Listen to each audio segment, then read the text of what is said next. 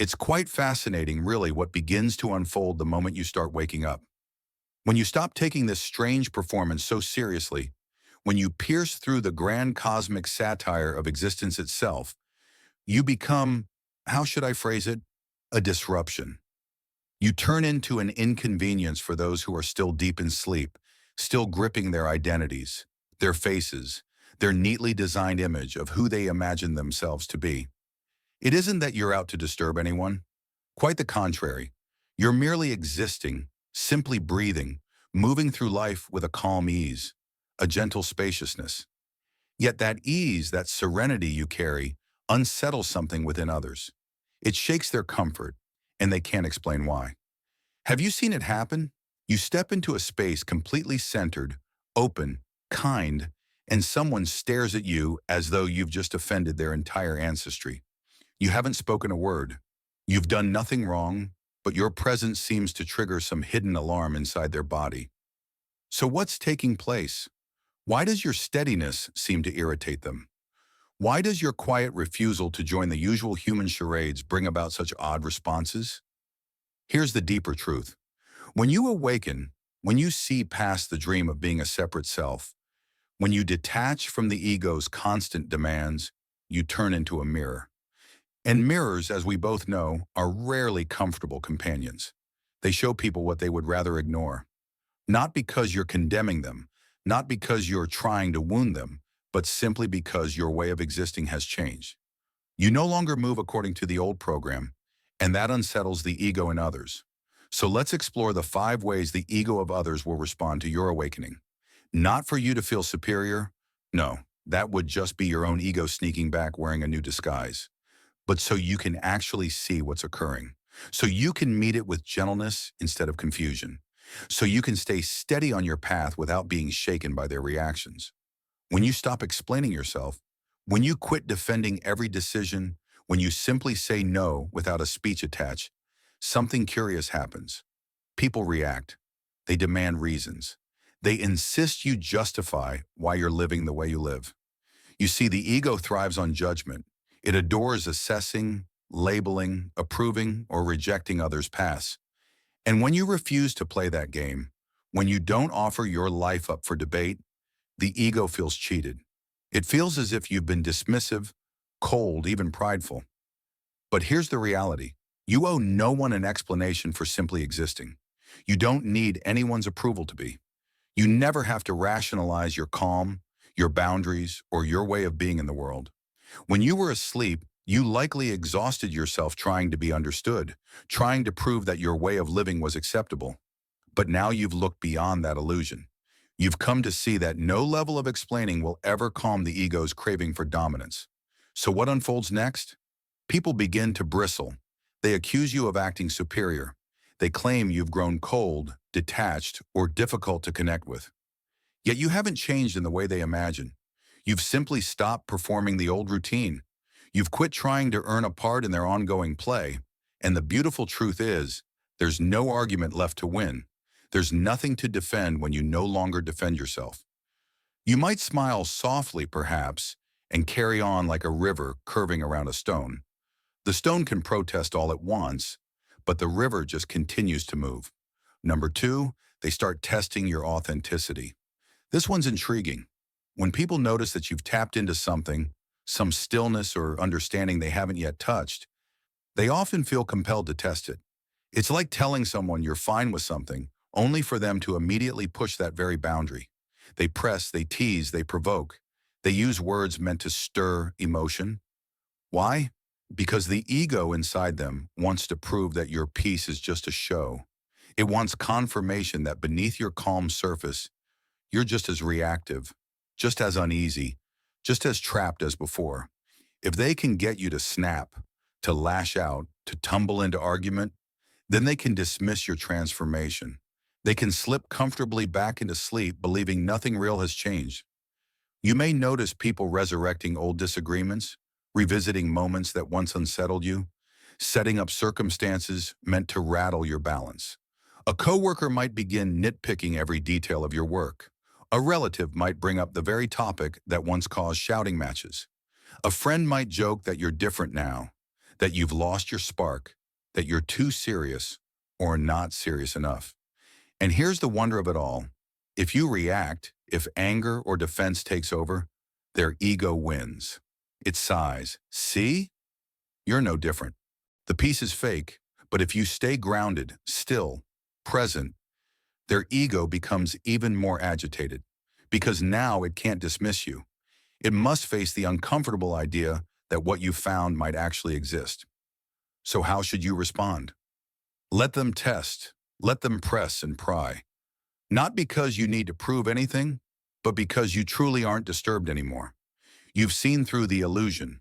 You understand that their testing is only fear in disguise, their ego guarding itself against the threat of transformation. Number 3, they start whispering and inventing tales about you. When you no longer join the endless theater of social chaos, when you stop gossiping, complaining, and playing alliances, something curious begins to occur. You become the topic of other people's gossip. Stories start forming around you.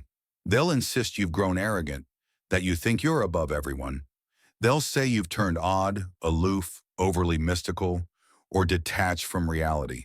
They'll speculate about what's wrong with you, about what could have made you change so drastically, and they'll discuss it all in your absence, spinning ideas and theories to explain your behavior.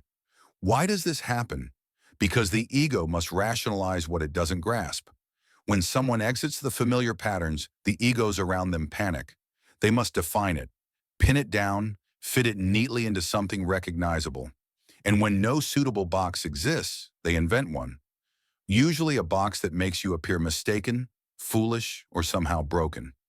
You may start hearing secondhand whispers that people are saying you've lost it somehow, or that you're passing through a strange phase, or that you've gotten mixed up in some odd spiritual movement.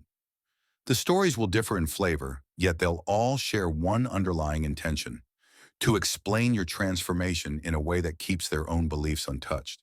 And here's the truth. You can't stop any of it. You can't dictate what others decide to say about you. If you chase every rumor, try to clarify, defend, and fix what's being said, you'll drain yourself completely. You'll get pulled right back into the performance you've already stepped away from. The conscious response is simple. Let them speak. Let them weave their tales. Let them speculate, worry, or gossip if they feel the need. Their narratives are not about you anyway. Their words come from their own fear, their own resistance to growth, their own refusal to examine the illusions they live inside. There's an old saying that what others think of you is none of your business, and that's profoundly true. You are not the protagonist in their stories. You are simply here, walking your path, aware, breathing, existing in presence. Everything else is just background noise. Number 4, they'll attempt to drag you back into familiar loops. This one can be the hardest, especially with the people closest to you: family, longtime friends, those who remember who you were before awakening.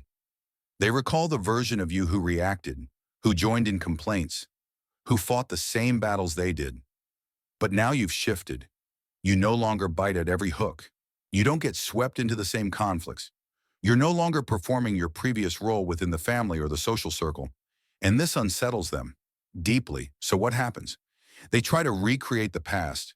They'll reference old moments, trying to pull you back into that identity. They'll invite you into conversations or situations that depend on the old version of you showing up. When you don't play along, they'll respond with sadness, confusion, even anger. A mother might sigh, "You used to share everything with me." A friend might tease that you've changed, that you've lost your humor, that you've become boring. A sibling might accuse you of thinking you're too evolved for the family now.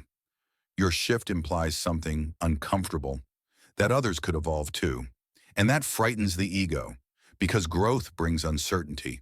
Growth threatens the patterns that make life feel predictable. So they fight your evolution by trying to pull you back into your former self. But the truth is, you can't return. Even if you tried, you couldn't. Once you've seen behind the mask, once you've touched genuine freedom, the old identities feel like clothing from another lifetime. You can love these people deeply. You can offer kindness and warmth. You can share moments with them, but you can't shrink back into an older version of yourself just to make them feel safe. So what do? You stay anchored, you stay kind, but you refuse the invitation to reenact the past. When they bait you into old quarrels, you stay silent. When they try to guilt trip you for changing, you don't justify yourself. You simply live as you are now and trust that they'll either adapt to your new way of being or they won't. Either way, your journey continues. Number 5, they'll find your presence quietly unsettling. This one is perhaps the most delicate and yet the most potent reaction of all. Once you awaken, once you stop being fused with the ego and its endless performances, your very presence starts to unsettle those still lost in sleep. It's not that you're misbehaving. It's not that you're looking down on them or trying to make anyone feel inferior. In truth, you may now be softer, calmer, and more genuinely attentive than ever before. Yet something about your energy, your manner of simply existing, makes others uneasy. Why does this happen? Because awareness spreads like wildfire. When you are rooted in the present, no longer swept away by mental noise, simply existing, you generate a still field, a space of quiet alertness. Within that stillness, other people suddenly hear the loudness of their own minds. They become aware, if only faintly, of the constant hum of worry within them. They notice their own tension, their urge to run, to do, to become. Your calm exposes their turmoil. Your serenity reflects their restlessness. And instead of facing that discomfort, the ego's instinct is to point a finger outward, to decide that you are the cause of its unease. It declares that you're too intense, too quiet, too detached, too strange. Something must be wrong with you for not being as hurried or anxious as everyone else. You may notice that silence becomes uncomfortable for them. They'll rush to fill the air with chatter. They'll ask what's on your mind, why you seem distant, why you're so quiet. They mistake your simple presence for judgment when it's nothing of the sort. They're merely projecting their unease with stillness, their unease with simply being. And here lies the beautiful irony. The very quality that disturbs them, your awakened presence, is precisely what their soul longs for. Your calm invites them into calm. Your peace opens the door to theirs. Your freedom shows that liberation is possible. But the ego fights that invitation with every ounce of energy, for accepting it means its own disappearance. It means surrendering its narratives, its battles, its frantic proving. So some will step back. They'll avoid you politely, find excuses not to meet, drift out of your orbit, and that's perfectly fine. You can't force anyone into awakening. You can't drag them toward awareness. All you can do is remain as you are and trust that those ready for truth will naturally be drawn toward you. Others may even accuse you of being condescending. Though you carry no judgment, they feel judged merely by your existence, because your peace shines a light on their chaos. You don't condemn their choices, yet your presence makes those choices visible to them. That's projection in motion. They condemn themselves and then assign that feeling to you. The awakened response is compassion. You remember the fog of unawareness, the restless defenses, the draining effort of constantly upholding a false identity. You remember the discomfort of being near someone who radiated a peace you didn't yet understand. So you don't take their reactions personally. You don't assign meaning to their discomfort. You simply continue, present, kind, and open for conversation or for silence alike. And now what matters most is to recognize the underlying truth behind all 5 of these responses. These reactions are never truly about you. They're about the other person's tangled dance with their own ego. Once awakening dawns, you turn into a mirror, and what others see reflected in that mirror isn't your image, but theirs. They catch sight of their fears, their resistance, their attachment to the illusion they're still playing inside. Some glance into that mirror and feel uplifted. They sense something genuine, something bright, and they want to understand it. They'll ask questions, drawn by the calm you radiate. These are the ones who are ready, already stirring from their sleep. They recognize within you a faint echo of what their soul has been searching for, even if they can't name it yet. But others look into that same reflection and feel threatened. They react in all the ways we've already explored. They challenge, they gossip, they test, they tug you backward, or they simply squirm in your presence. Each reaction is the ego's attempt to guard itself against transformation. The woman glaring across the store isn't really seeing you. She's staring at her own discomfort.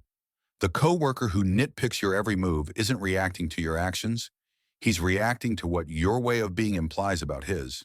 The relative accusing you of arrogance isn't exposing your flaw. They're revealing their own fear of change. Secondly, you respond with compassion because you understand that unconsciousness hurts. You remember what it was like to be imprisoned in the ego's gaze, living with that dull background anxiety, forever defending yourself against invisible enemies. So when others behave this way, you recognize it for what it is, a silent plea, a cry for relief from the only identity they've ever known. Thirdly, you refuse to dim your light to make anyone comfortable. This part matters deeply. Out of kindness, you might feel tempted to slip back into the old performance, to pretend, to fit in, to keep peace, but doing that helps no one. Your clarity, your awakened stillness, is a gift. Even when it unsettles people, especially when it unsettles them, it's doing its work. That discomfort is the first tremor of awakening, the first crack in the wall of illusion. Fourthly, you trust the unfolding. You see that awakening cannot be handed from one person to another. Everyone must find it through their own experience. Your role isn't to wake anyone, it's to remain awake. Simply by living from presence and peace, you become proof that another way exists. What they choose to do with that proof is their story, not yours. And fifthly, you keep your laughter close. Because honestly, isn't it hilarious? The whole cosmic joke of pretending to be separate beings, egos clashing with egos, consciousness arguing with itself, all of us forgetting that we're the same awareness peering through countless eyes. When you truly grasp that, you can't help but laugh, not at others, but with them. Because every character in this strange play is part of you. And the tension people feel around you isn't a mistake. It's how awakening travels. One consciousness stirs and waves move outward. Some ride those waves into their own awakening. Others brace against them, deny them, pretend they don't exist. But the waves continue. The awareness keeps expanding. The light keeps shining. And here lies the quiet secret. The moment you stop worrying about how others react, your presence grows even stronger. Whenever you're trying to persuade, to convince, to make someone see, you're still tangled in the ego's game. But when you simply are, when you move through life in stillness, with no agenda, no need for approval or understanding, that's when the real alchemy begins. Because in that state, you've stopped playing altogether. You're not trying to score points. You're not protecting an identity. You're not even attempting to awaken anyone else. You're simply existing. And that simple existence holds more power than anything else in the universe. Pure being is the one force the ego cannot endure. It's the quiet light that melts every illusion, every story, every restless craving to be someone extraordinary. So let them react however they need to. Let them ask for reasons. Let them test your calm. Let them whisper and invent tales. Let them pull and tug. Let them squirm in your silence. It's all part of the unfolding rhythm, the cosmic choreography. And you just continue showing up, awake, aware, untangled. You move through this life the way water winds around stone, the way wind hums through leaves, the way light slips through shadow. No forcing, no pushing, no resistance, only effortless movement. In that effortless presence lies the greatest transmission there is, a teaching beyond language, a truth that no explanation could capture, a silent mirror that unsettles every ego precisely because it exposes what's false without uttering a sound. It wordlessly reveals that the emperor was never clothed, that this entire performance of separation, of striving and proving, is nothing but play. That beneath every costume, every role, every script, rests only this still awareness, this living presence, this quiet being. And that, my friends, is quiet.